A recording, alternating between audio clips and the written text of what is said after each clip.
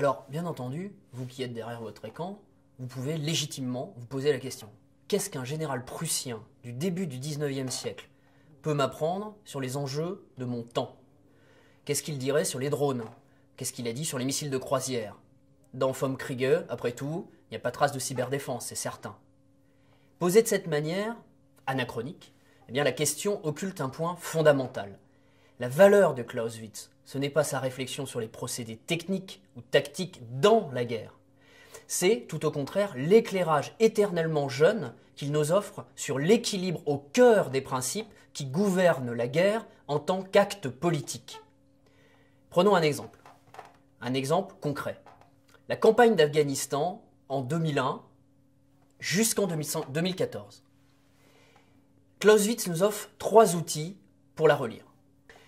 George Bush, en 2001, déclare lors d'un discours à West Point, je le cite, que la meilleure façon de gagner la guerre, c'est de la redéfinir selon nos propres termes.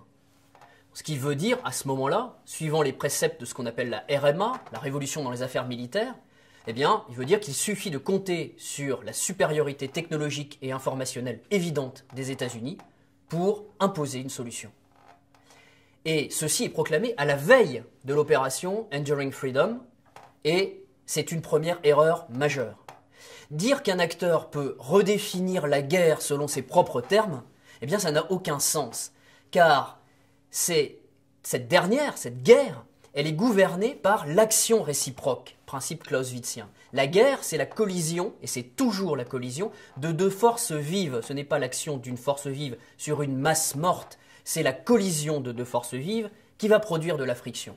Et que vous le vouliez ou non, vous allez entrer en contact avec votre adversaire. Et cette proximité fusionnelle va vous changer et le changer. Et au total, nous dit Clausewitz, chaque adversaire fait la loi de l'autre. La domination technique, ça n'est aucunement un gage de victoire. On est dans un duel de volonté avant d'être dans un duel de matériel. Deuxième point d'illustration sur cette campagne d'Afghanistan, la criminalisation de l'ennemi. C'est l'exemple de Guantanamo. Or, la guerre étant interaction, Wechselwirkung, nier à l'autre toute forme de reconnaissance en faisant un ennemi coupable plutôt qu'un adversaire avec qui négocier, après bien sûr l'avoir vaincu, eh bien ça aboutit à bloquer cette interaction. Et cette erreur enclenche, ou du moins favorise, ce que Clausewitz a nommé l'ascension aux extrêmes.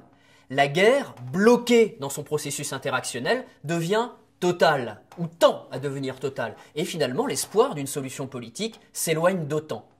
Les Américains, après avoir déclaré vouloir faire la guerre au terrorisme, se sont rendus compte, mais il a fallu attendre la présidence Obama, que faire la guerre à un mode d'action, parce que qu'est-ce que le terrorisme sinon un mode d'action, eh bien ça n'avait pas de sens. Ce n'est pas un concept que l'on fait la guerre, mais à des hommes enracinés dans une culture, dans un espace-temps complexe, qu'il va falloir comprendre, qu'il va falloir combattre, mais le combat étant une forme de socialisation, eh bien avec qui il va falloir négocier politiquement pour sortir de la guerre, qui n'est qu'une parenthèse. Donc, définir l'objectif en des termes moraux absolus, eh bien c'est se condamner à une non-limitation temporelle de l'action. Et la coalition, malgré le courage remarquable et le travail extraordinaire de ses soldats, est restée plus longtemps que les soviétiques en Afghanistan. Le résultat politique, au bilan, est aujourd'hui relativement peu lisible. Autre concept clausewitzien en Afghanistan, intéressant pour une relecture de cette campagne, eh bien c'est celui de point culminant. Supposez que vous vous trouvez à Las Vegas. Vous êtes à une table de poker, cela fait 3 heures que vous avez une main heureuse, vous gagnez. Vous avez accumulé des jetons sur la table. Eh bien, à un moment donné, il va falloir prendre une décision. Et ce moment, vous allez le sentir intuitivement ou, alors, vous l'avez prédéterminé avant de vous asseoir. Eh bien, ce moment, c'est celui où il faut avoir le courage de quitter la table en empochant le gain que vous avez réalisé et en rompant volontairement le cycle gagnant. Dans le cas contraire, vous risquez en effet de dépasser le fameux point culminant de Clausewitz et de voir se retourner contre vous ce qu'il appelle, en un langage fleuri, eh bien, le glaive étincelant de la vengeance, c'est-à-dire la contre-attaque, le tour de la malchance et la perte totale de vos gains. Clausewitz ne jouait pas au poker, n'avait pas été inventé, en tout cas pas à ma connaissance, mais ce n'est pas sans raison qu'il a comparé, et je l'ai déjà indiqué, la guerre à un jeu de cartes.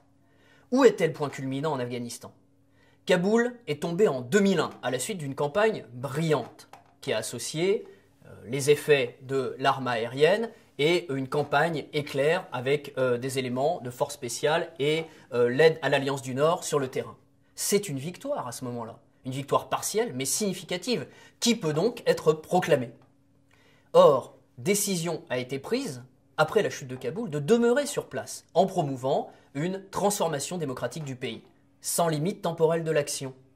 Le point culminant, du moins on peut le juger d'une certaine façon, a été dépassé. Et la résistance s'est renforcée sur le principe de l'action réciproque. Et donc la possibilité de proclamer une victoire s'est peu à peu éloignée au fur et à mesure que la présence sur place de la coalition la faisait percevoir par les habitants comme une occupation. La leçon de tout cela, c'est que pour pouvoir engranger, c'est-à-dire déclarer ce qu'on appelle aujourd'hui une victoire, dans un monde stratégiquement instable, celui de la guerre irrégulière, eh bien il faut avoir la lucidité de se définir des objectifs initiaux relatifs et non absolus. D'autant plus que cette modélisation, dans la définition des objectifs, une modélisation qui est une modération, eh bien elle permet de renouer un cycle de dialogue politique par la suite avec l'adversaire. Dernier élément, eh bien, en laissant les militaires œuvrer dans des conditions extrêmement difficiles en Afghanistan, sans objectif réellement atteignable, objectif politique, malgré les trésors d'abnégation qu'ils ont déployés sur le terrain, eh bien, la direction américaine de la coalition a abouti à une situation où les responsables opérationnels, pour donner un sens à leur combat, eh bien, en sont arrivés à transformer un ensemble de modes d'action, la contre-insurrection, certainement adaptée sur le plan opérationnel à la situation réelle, mais qui n'était qu'un ensemble de modes d'action, eh bien on a abouti à une transformation de cet ensemble de modes d'action en une politique spécifique, c'est-à-dire un retournement. L'outil a été pris pour l'objectif et pour la fin. Or, cette fin ne peut être que politique. On mélange donc deux ordres qui n'ont rien à voir l'un avec l'autre, ou plutôt, et plus précisément, qui doivent être subordonnés l'un à l'autre, la politique étant surplombante. Clausewitz ne dit jamais que le militaire doit être laissé dans son coin avec un objectif défini une fois pour toutes, ou pire, sans objectif politique clair. Donc le rebouclage entre les fins et les moyens doit être permanent entre la direction politique et la traduction militaire sur le terrain, qui cherche des résultats opérationnels fidèles à l'objectif politique qui a été décidé.